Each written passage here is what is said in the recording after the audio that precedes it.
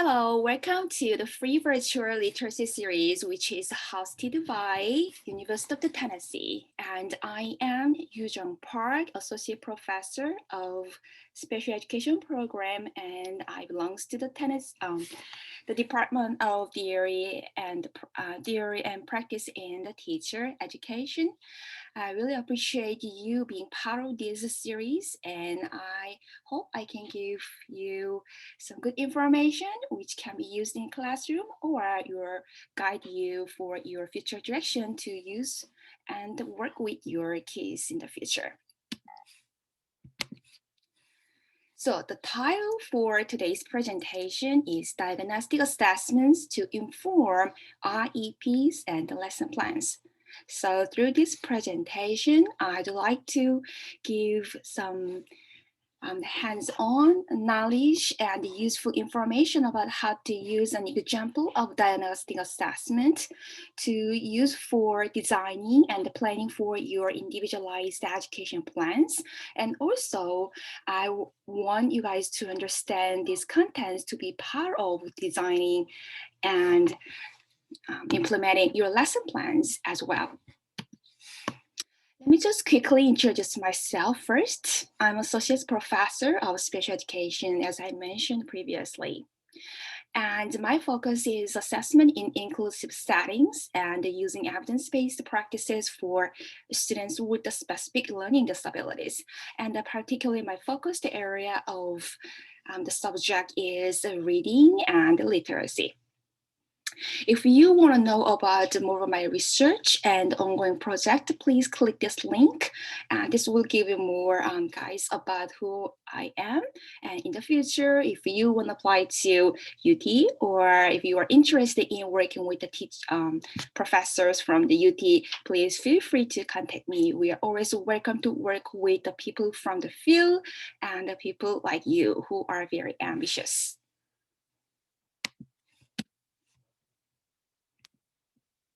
So here is the 5 agenda and the 5 major contents I would like to talk today's presentation.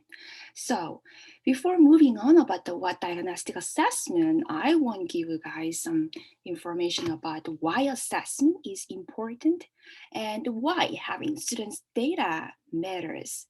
Then I'm going to briefly explain about the difference between the screening versus diagnostic assessment, followed by the example of the diagnostic assessment, which is the core phonics survey. And I'm going to provide the practical tips as well as the existing research evidence as well to support how to use in the field. And the fourth, how we can use the data from the core phonics survey to inform IEPs and developing goals and objectives. And finally, using such IEP goals and objectives, how you can develop the lesson plans and design the flow of the lesson plan based on the data and IEP goals. So that is a major part of today's presentation. And let me just start from the first topic, assessment and student data. So we all know that, everyone knows that assessment matters. Then there is a question, why? Why matters? Classroom assessments involves the values, involves the information which is very valuable to know about the students, and it allows the teachers to adapt instructional procedures. And based on this information, you can design and you can prepare and implement most appropriate and effective instruction. And the classroom assessment is a process for decision-making. And it is the decision-making process about the students' learning and their progress through the systematic data information gathering. At the same time, the researcher Isa Dyke pointed out that important goals of the assessment is not just simply gathering the data. Ultimately, we want to increase the students' learning. At the same time, through that increased learning, we want to see if students are motivated to learn, to read, to write. So which means that assessment should give students some opportunity to improve their learning, at the same time to provide an opportunity to strengthen their motivation to learn. Before moving on, in terms of assessments for the students with a specific learning disability, let me just give you some clear information about how the assessment would work importantly in the field of teaching students with the learning disabilities. Of course, learning disabilities, as you all know, is part of the Einstein disabilities. And many people are still confused about the definition of the learning disabilities. If you are now with me in this presentation, you will get to know very clearly about the definition of the learning disabilities. Basically, the learning disability definition has two criteria: inclusion criteria and exclusion criteria. For the inclusion criteria, we want to see the learning disabilities for the school-age learners. If kids in the kindergartners, if kids in preschool, they are struggling with learning, we don't really want to see them as learning disability. It might be a sign of the functional delay, it might be a sign of the developmental delay, but we still do not really want to put a specific category for disabilities.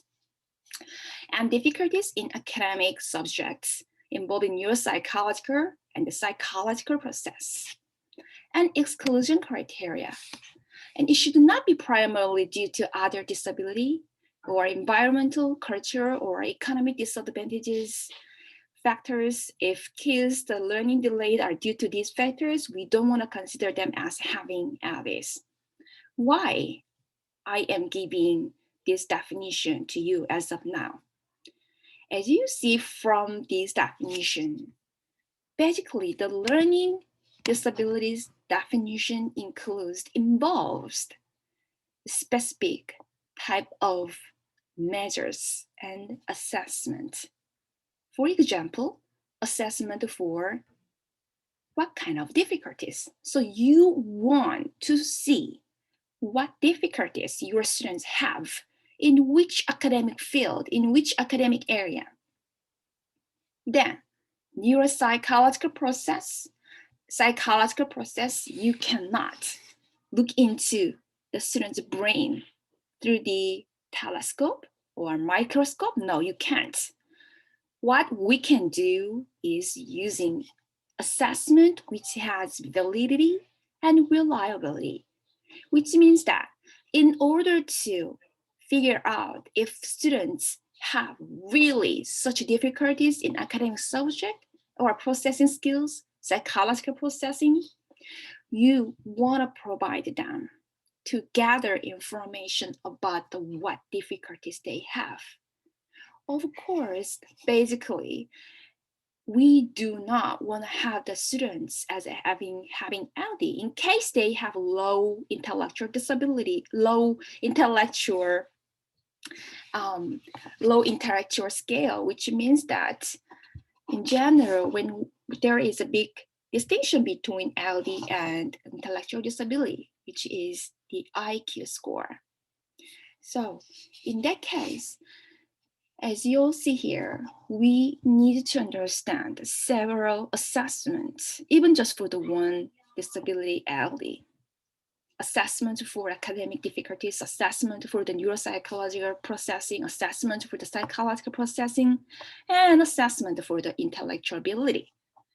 So assessments can be used to figure out what disability they have as an identification, at the same time, what difficulties they have specifically, to give clear guidance about their instruction and about their learning and your instruction. Basically, when we have this conceptual definition, there are also an operational definition, which is about then what kind of assessment are we gonna use? What criteria are we gonna use? to say this person has LD or this person does not. And what criteria are we gonna use to say this student has difficulty or this student's not? So we need some procedures for the assessment criteria under the assessment to identify who has really RD or not. The first one is IQ Achievement Discrepancy Model we have been using previously, but since 2004 IDEA changes, we want to use the multi-tiered system of support, or sometimes they call the response to intervention framework. So now you see the term response to intervention framework, which now gives why we need assessments, like it gives more stronger rationale about why we need to gather students' data and we need to use resources. You might think now, oh, Dr. Park, I know that. That's simple. That's basics. I'm not here to learn about that. I know that. I know that you already know that. Yes, 2 plus 2 equals 4. You might know it's concepts. It's a basic concepts. Everyone should know if you are in the field. Yes, I know that. But why I'm keep talking about it? Because we know that, but it never guarantee how you do that. So I just want to give you more clear direction about how to use such information for your classroom. Again, here, knowing is, yeah, you know what to do. You know, yeah, we need to gather students' data. We need multiple resources to gather students' data. Then how? Today's presentation is about how you can do such important actions. We know that students' data is important in the planning and instruction and assessment. Students' data can be used to all these students' learning cycle from the planning, assessment, instruction. Under this all students' learning cycle, we can use the student data from the assessment. First, students' data can inform our individualized educational plans, lesson plan, and your instruction. At the same time, in the stage of planning instruction, you need to know how to interpret, how to apply what you learned from the student's data to the real part of instruction, which means that first, you need to understand how to gather the data which can be useful for planning and instruction.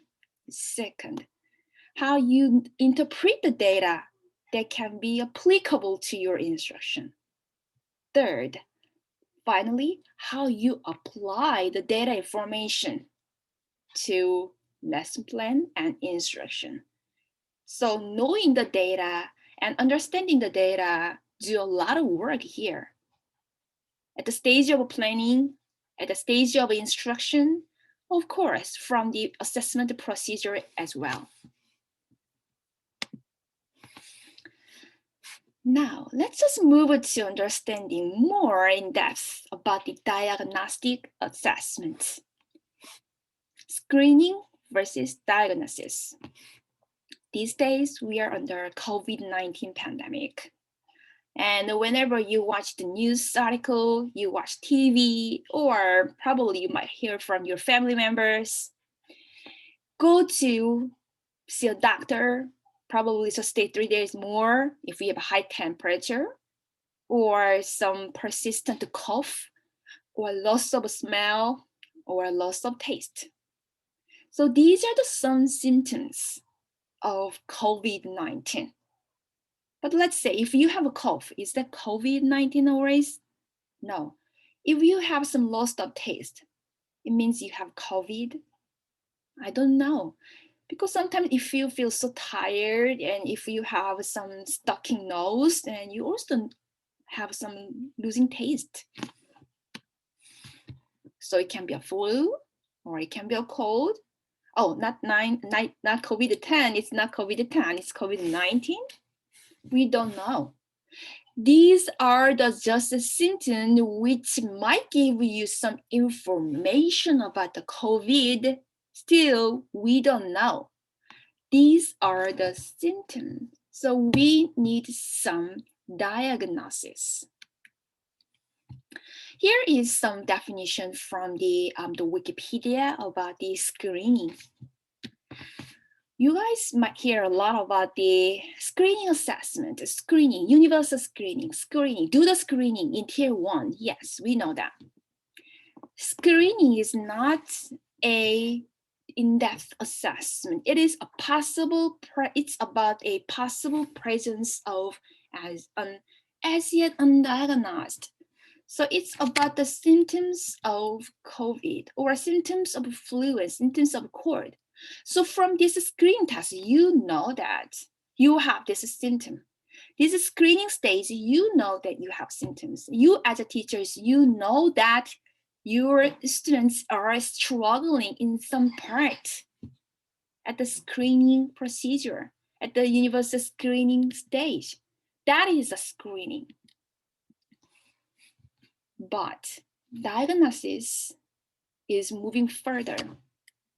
It's about a conclusion or decision reached by diagnosis in general by professionals or experts.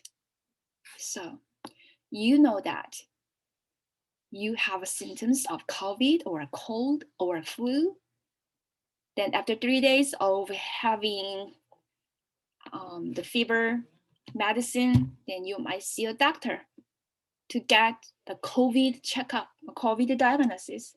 It might say yes of COVID or not, which means that you might see you have students in your classroom who are struggling with the reading, but it seems like they are just struggling and you figured out that. But you don't know if these students really, what part of the reading, what specific area of the reading skills they are struggling. Is she struggling due to LD? Is she struggling due to other difficulties? Or is she struggling because she has some family, the disadvantage of family background she cannot control during the daytime or nighttime? Or she feels very tired from the last night, like some illness, so we don't know. Diagnosis give you the information about the clear decision making about, yes, what part of struggling, what part of difficulties this student has. That means diagnosis and what diagnostic assessment really means. So this figure seems a little bit gross, but it shows that when you feel sick, you want to get more clear information about why you are sick, what part of sickness is happening, which is true. Let's say that if your students are sick, but if they were not clearly informed, if their parents or if the students are not really clearly informed about what part of the difficulties they have, it's hard to move forward. And do you want to provide the wrong medicine? Do you want to provide the wrong prescription? No, you don't want. We want to look into what specific difficulties they have to provide the accurate prescription to treat their difficulties. That is the goal of diagnostic assessment. So when you have a presence of the problem from the kids, you can check yes or no from the screening assessment, then identify the problems, where and how you can treat this problem. So here is some flow of diagnostic assessments. Diagnostic assessments help you to gain understanding of the current situation, knowledge about how to improve, and what resources are more required to take action to improve students' learning. And in terms of the MTSS framework, diagnosis or diagnostic assessments can provide the information which is necessary to implement ongoing and intensive instruction. And also it can work as an important resources to develop or to plan the progress monitoring as well. We know that student data can be a resources. It informs appropriate individualized instruction, and it also to ensure students are making adequate learning progress. And it's about the decision-making process involves the collection of the students' data from the multiple resources. In terms of that, we want to use the diagnostic assessment to inform the appropriate, the individualized instruction, to check their academic performance, to see the learning progress, and also to make a decision about if that can be a part of the good data resources. Oh, it should not be here. Okay, so we know that diagnostic assessment as an essential component of the individualized instruction. And we know that it can be used as a plan, instruction, tailored to students' individualized learning needs. Information provided from the most screening tools is not fine-grained enough. And we also know that valid diagnostic measures of the reading can provide an in-depth examination of the student-specific literacy skill. One thing I would like to suggest in terms of choosing and using the diagnostic assessment, it should be practical first, which means that diagnostic assessment should be brief and very simple. And it should be efficient. And teachers can use in an easy way, teachers can use and interpret easy ways. And of course, teachers can apply it simply and easily. Third, a diagnostic assessment needs to be cost effective. I don't want you guys to choose the assessment with $1,000 unless it is really needed. So cost effective with treatment information and the potential better use in school. So these are the things I really want to consider when choosing a diagnostic assessment. Here is the one example. Because of the time limit for today's presentation, I cannot share all the diagnostic assessment information, but here is the one diagnostic assessment tool that teachers can easily use and cost effective. Of course, efficient and practical as well. Core Phonics survey. So I kept talking about the usefulness of the diagnostic assessment, the importance of the students' data to collect, and how we can use the students' data. Now, are you ready to diagnose that? Yes, you can. Let's imagine that you are a doctor because you want to see what part of specific difficulties your students have to provide the most appropriate and the best appropriate instruction for your kids.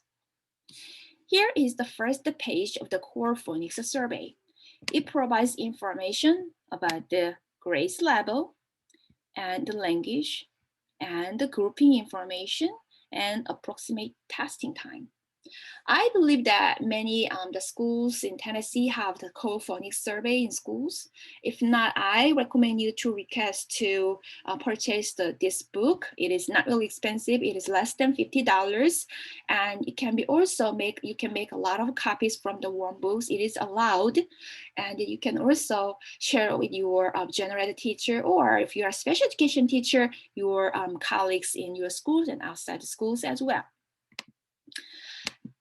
So as you see here, the Core Phonics survey, it can be used for the K through 12, and it has now 2 language versions, English and Spanish. And it in general can be used within the 15 minutes, which is very practical and efficient. And it is individual task, and it is pencil and paper type task. So students need a pencil, and you also need a pencil, and you need a student's material and the teacher's material. Let me show more information about the core phonics survey. It is basically criterion referenced, which means that not the norm-based. The criterion referenced means that it can provide what type of, what level of the mastery students are showing. And it shows the difficulties in alphabetic knowledge, decoding, and the spelling skills. And it's inexpensive and require little time to administer. And it frequently uses the progress monitoring and screening, but basically, most importantly, it is the diagnostic purposes. Let me just share some research evidence as well where the core phonics has been used. So it has been used for the special education that they were assessed. They assessed the second grade students decoding and spelling skills, as part of their PD professional development, and also in the swirling 2009 research, they used the core phonics survey to select a specific word patterns for the group of the kids. Core phonics survey has these subtasks, so alphabetic and the letter sounds task. They have letter names and the letter name, uppercase, lowercase, consonant, and the long vowel sound and short vowel sounds. And for the reading and decoding skills, it had short vowels in CVC words and consonant blinds with short vowels and short vowels digraphs and the trigraph, and R-controlled vowels and the long vowel spellings and the variant vowels, low frequency vowel and the consonant spellings and multi-syllabic words. So as you'll see here, these are also the categories of the decoding skills as well. Under each subtask, it has the number of the items, which means that you can provide this task. You can check what specific sub-skill, sub-category they are struggling through this diagnostic assessment, core phonics survey. It also provides the benchmark information as well. So overall, the students will have the 83 as a total score, and it has a strategic level and intensive level. When it says benchmark, it's a mastery level.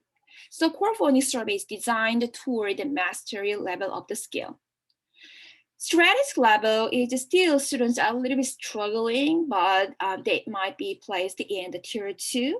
For the intensive level, the students are really need more intensive instruction. So you can also use to determine the placement as well using this core phonics information. Here are some sample items, the consonant blends. So item 1, 2, 3, 4, 5, 6, 7. It is 21 items here. So under this consonant sounds category, you have 21 items. So here is the direction for the students. You say, look at these letters. Can you tell me the sound each letter makes? So you are asking your kids to sound it out, the letter sound, not the letter name. So D and the T and the K. So kids are supposed to sound each letter. This is the student's material, a teacher material. And for the students, they have only this big box on their the students' copy. So they are supposed to read from the D till the V. Here is the one example of the scoring. So basically when kids, this is consonant blends. So when kids are reading this one, you are just checking if they were able to read, and if not, you can circle the struggling part of the word and how they sound. So for this case, the students read trap. The students read the word trap as tap.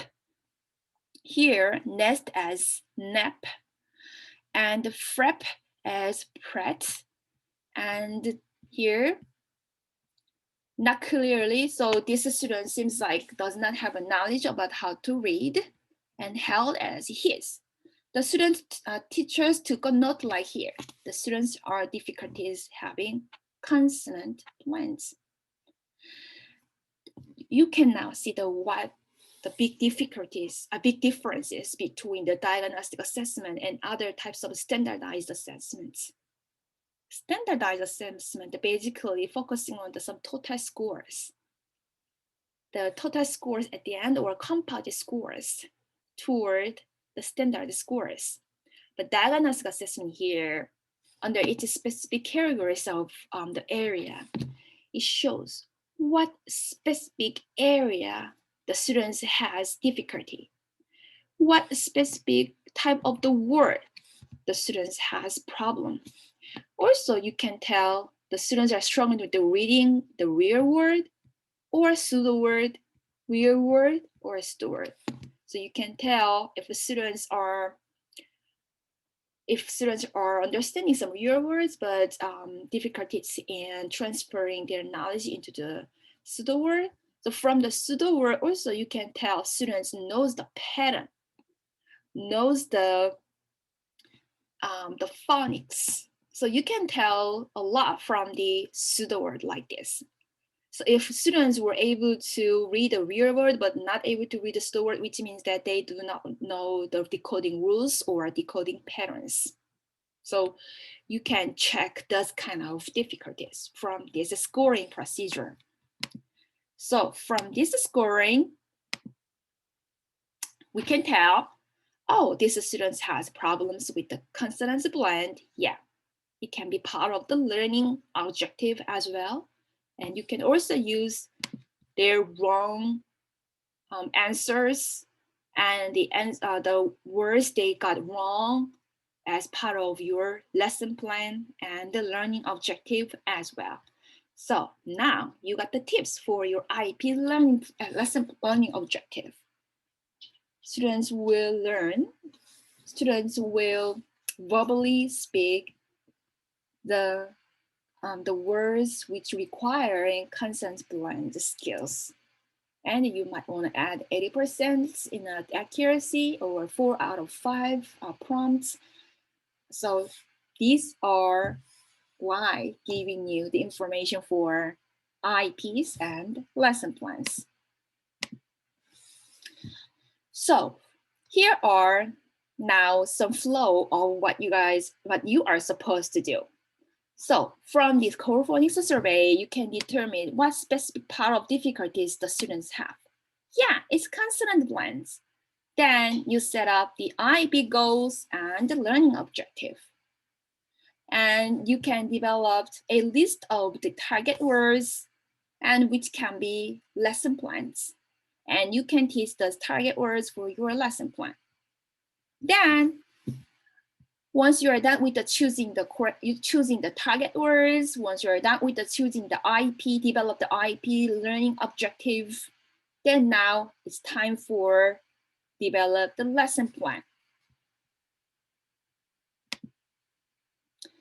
So from the example of the core phonics sample scoring, I developed here the example of the IEP learning objective.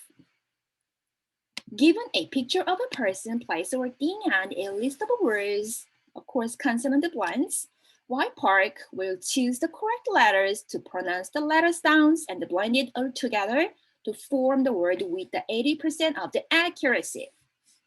So from the core phonics survey, you could see what specific learning objective you can develop, and you can use this learning objective for your lesson plan. Yeah, now I recommend you to apply to the explicit instruction flow, starting with the opening of the explicit lesson and the body of the explicit lesson and the closing of the explicit lesson. So it's I do, we do, and you do flow. So when you developed your lesson plan using the IEP, using your IEP learning objective, and you combine your objective and your target words with the explicit instruction, these are the recommended explicit instructions.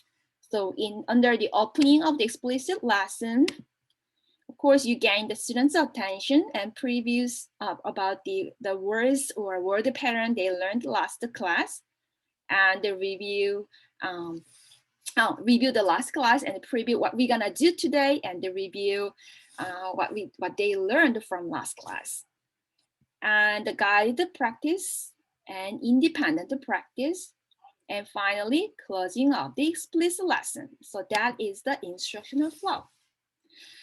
So finally, you know that the assessments are important, the students' data important, but also we know that we need to use the multiple resources. Core phonics example is one example I just shared. Again, this also can be one of the multiple resources to know about your students. So in order to understand more about your students' reading, of course, you have to check the processing skills, phonological processing skill, word level reading, text level reading, or other timed or untimed reading to inform your instruction. When beginning part of this presentation, I mentioned that students here, not just for the learning progress, they're with you to learn about how motivate themselves to learn more and to read more. So not for just simple judging, do not use your assessment just for the simple judging. Remember that you are motivating your student to further read and to further join their society based on such a strong motivation. And thank you for with me here, and thank you for having me for this presentation, Universal Tennessee and the Literacy Series team. And again, if you have any question about this presentation, any part of the contents and the more question, feel free to contact me at ypark@utk.edu. And again, feel free to share your opinion or feedback regarding this presentation. And also you can contact me individually for any further question. And thank you. And I really enjoyed this presentation, and I hope you enjoyed this presentation as well. Thank you.